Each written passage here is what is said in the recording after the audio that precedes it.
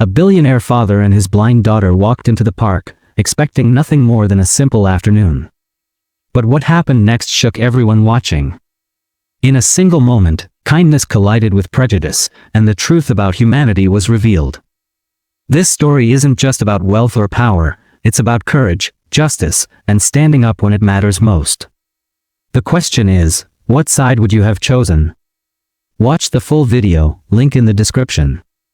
Long video, : A widowed billionaire took his blind daughter to the park, hoping for a peaceful day. But what should have been ordinary turned into a moment that tested courage, dignity, and the strength to stand against hate. In the middle of judgment and whispers, someone unexpected stepped forward, changing everything.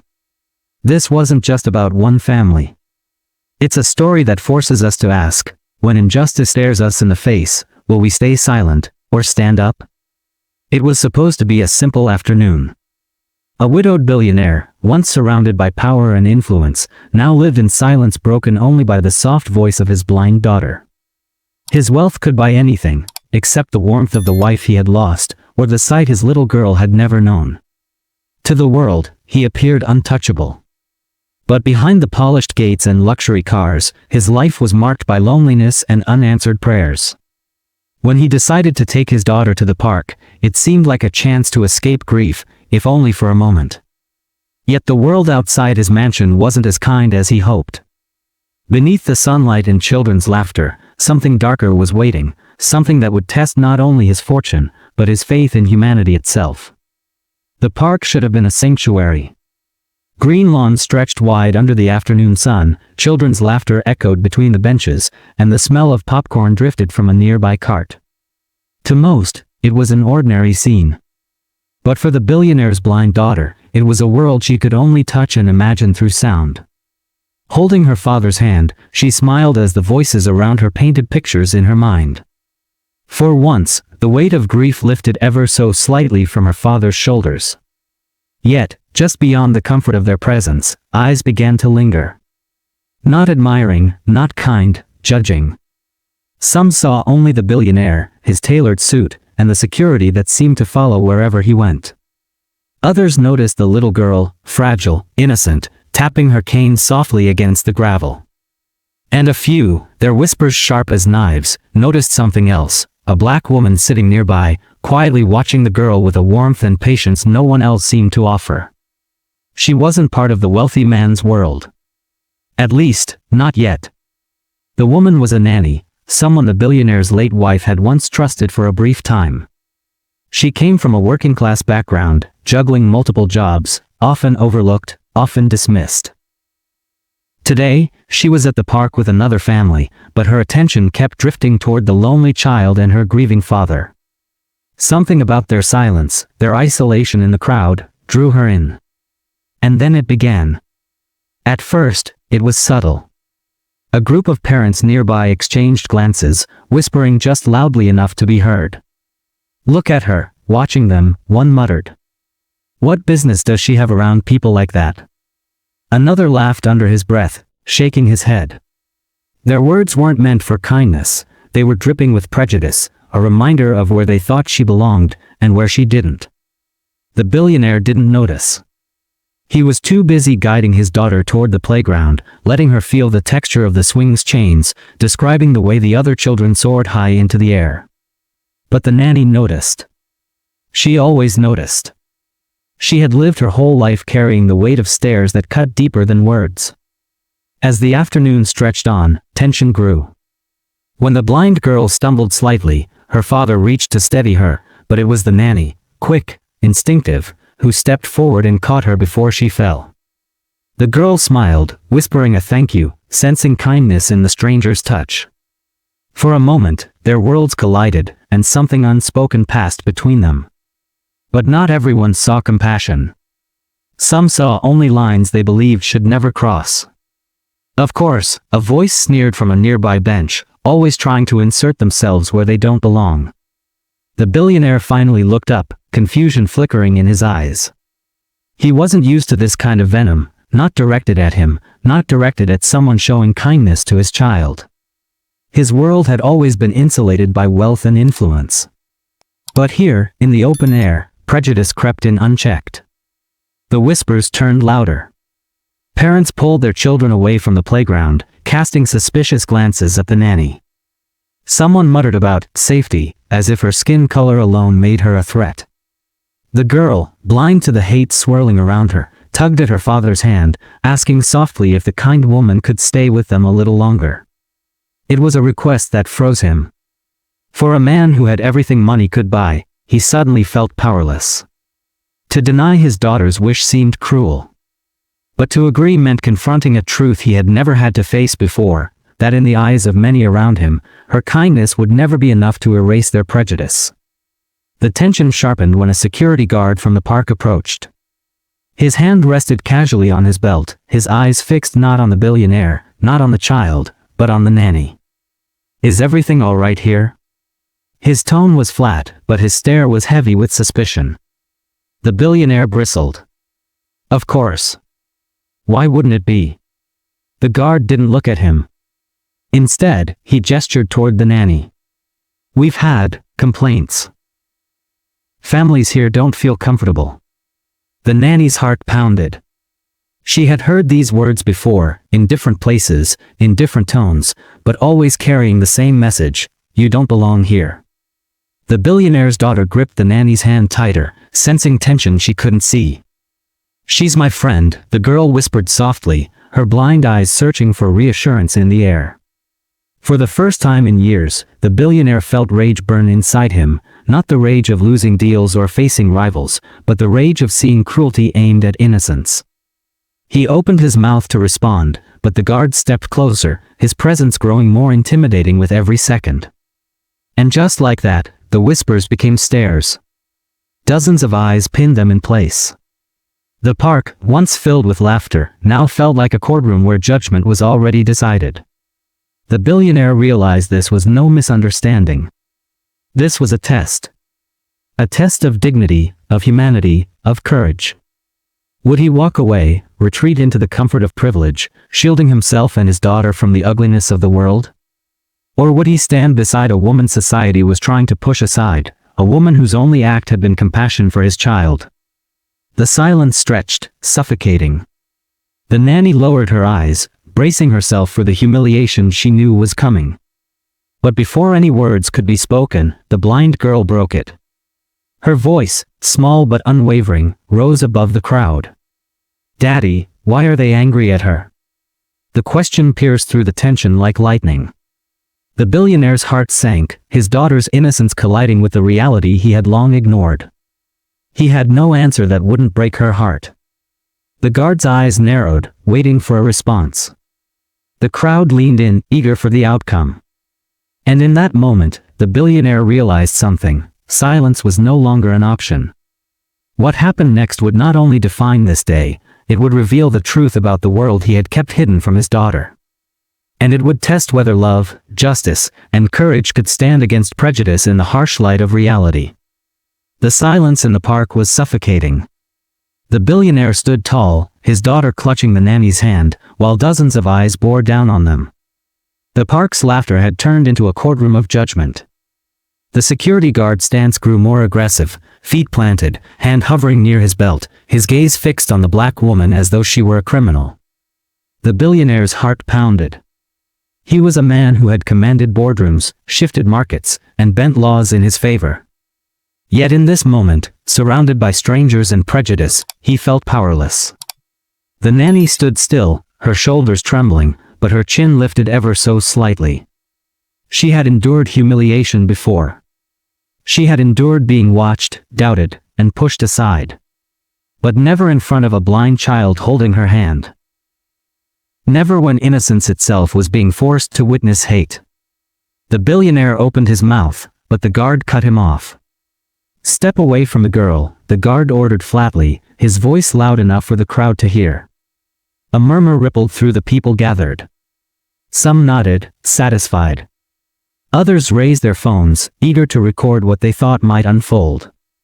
The park had transformed into an arena, and the nanny was at the center, on trial without defense. The billionaire's daughter tilted her head, confusion clouding her face. "Daddy," she whispered, "why is he talking to her like that?" She didn't do anything. Her words struck the billionaire like a blade. His daughter couldn't see the color of skin that others condemned. She couldn't see the judgment in their eyes. She saw only kindness in the woman who caught her when she stumbled. And now, she was asking him for truth. But the truth was ugly. The guard stepped closer, his shadow falling over the nanny. I said step away. Now.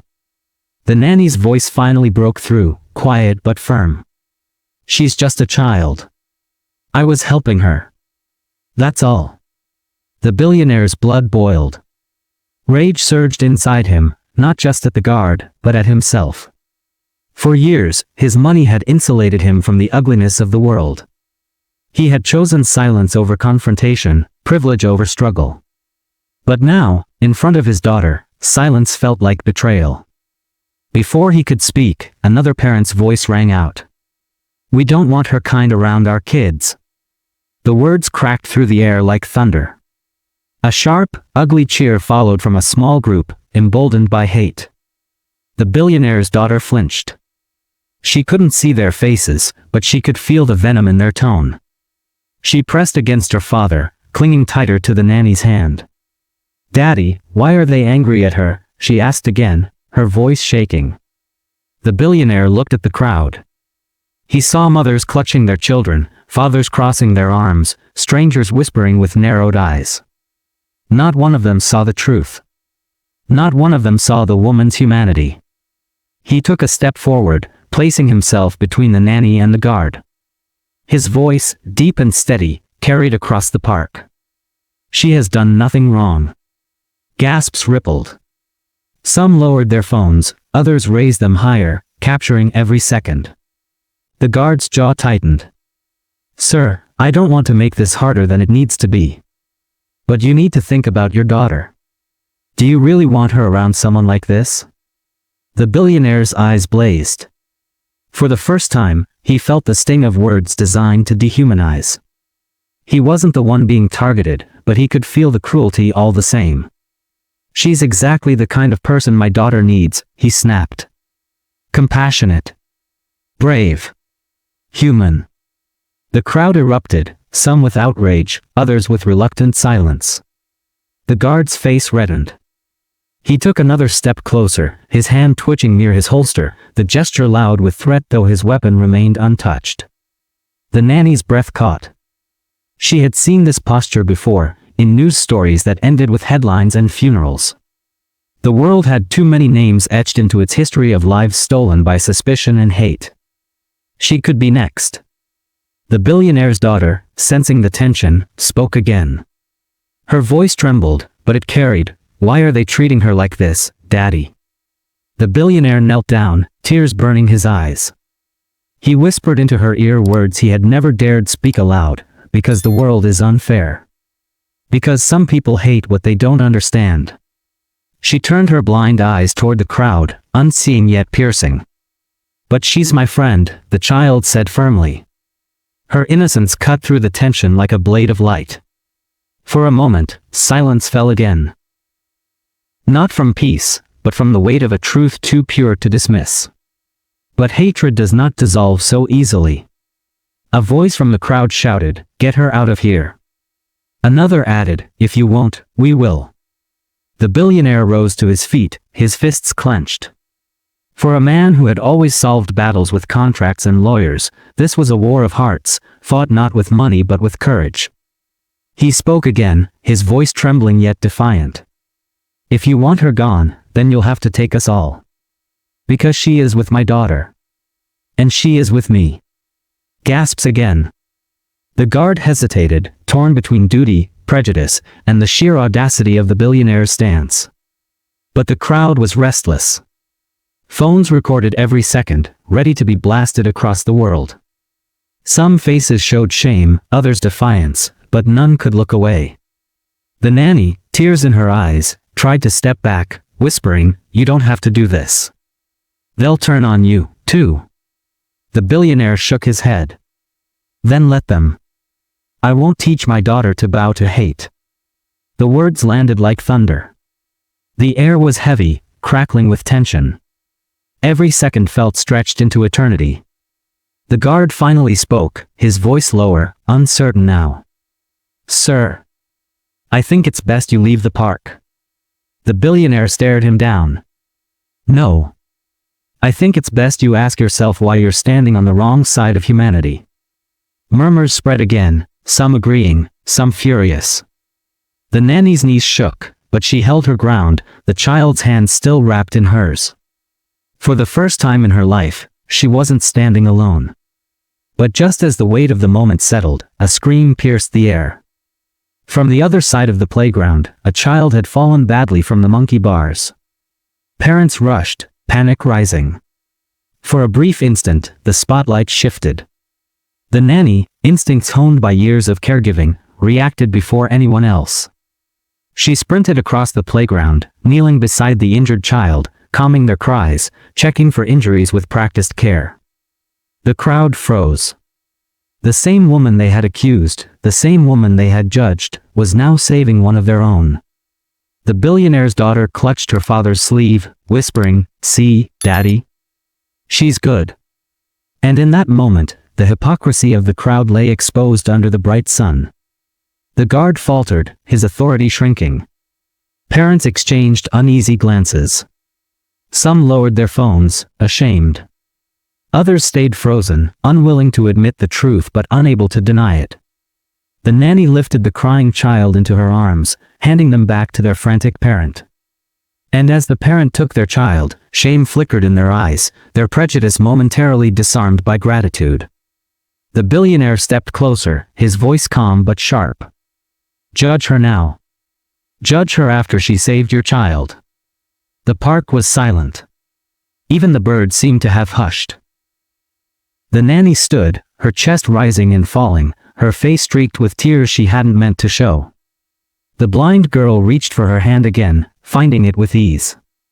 And in that stillness, one truth became undeniable: the woman they wanted gone was the only one who had shown true humanity. Yet even as shame spread across the crowd, even as silence replaced hatred, the question hung heavy in the air. Would this moment be enough to change them?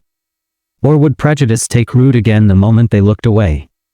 Because what happened next would not only decide her future, it would reveal whether the world was truly ready to change, or if this act of courage would be forgotten like so many before. The park slowly returned to its rhythm, but something had changed. The laughter of children felt quieter, the whispers of judgment muted.